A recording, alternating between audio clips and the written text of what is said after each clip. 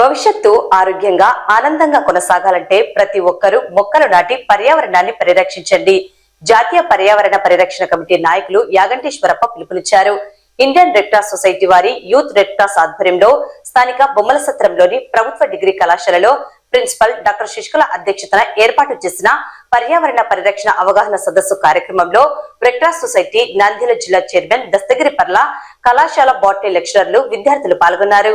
వారు మాట్లాడుతూ భవిష్యత్తులో ఎలాంటి అనారోగ్య సమస్యలు తలెత్తకుండా అందరము ఆరోగ్యంగా ఉండాలంటే పర్యావరణ పరిరక్షణ ప్రథమ ధ్యేయంగా ప్రతి ఒక్కరూ కృషి చేయాలని కోరారు.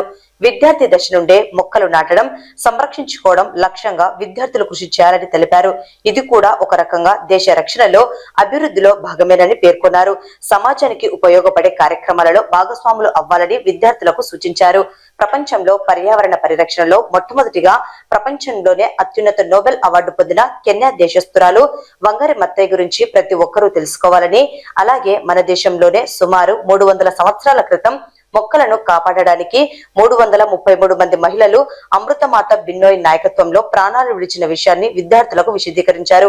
ఒక్కొక్క మొక్క నాటడం ద్వారా, దాన్ని పరిరక్షించుకోవడం ద్వారా విలువైన ఆరోగ్యకరమైన గాలి మనకు అందుతుందని, వాటిని సంరక్షించకపోతే భవిష్యత్తు ప్రమాదకరంగా మారుతుందని హెచ్చరించారు.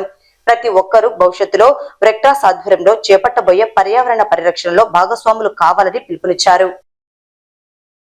ఈరోజు నంద్యాల ప్రభుత్వ డిగ్రీ కళాశాలలో డిగ్రీ కళాశాల ప్రిన్సిపల్ డాక్టర్ శశికళ మేడం గారి అధ్యక్షతన ఇండియన్ రెడ్ క్రాస్ సొసైటీ ఆధ్వర్యంలో పర్యావరణ పరిరక్షణలో విద్యార్థుల పాత్ర అనే అంశం పైన సెమినార్ నిర్వహించడం జరిగింది.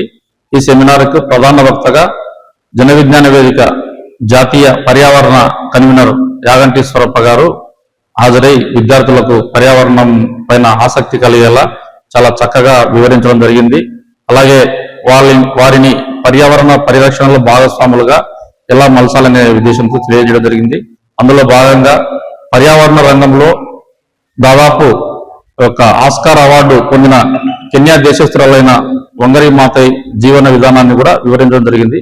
అలాగే భవిష్యత్తులో అన్ని పాఠశాలల్లో, కళాశాలలో విద్యార్థుల భాగస్వాములతో పర్యావరణ పరిరక్షణ పైన మేము అవగాహన కల్పించి అందరినీ కూడా భాగస్వాములు మార్చడానికి రెడ్ క్రాస్ సొసైటీ తరఫున కృషి చేస్తామని తెలియజేస్తాం.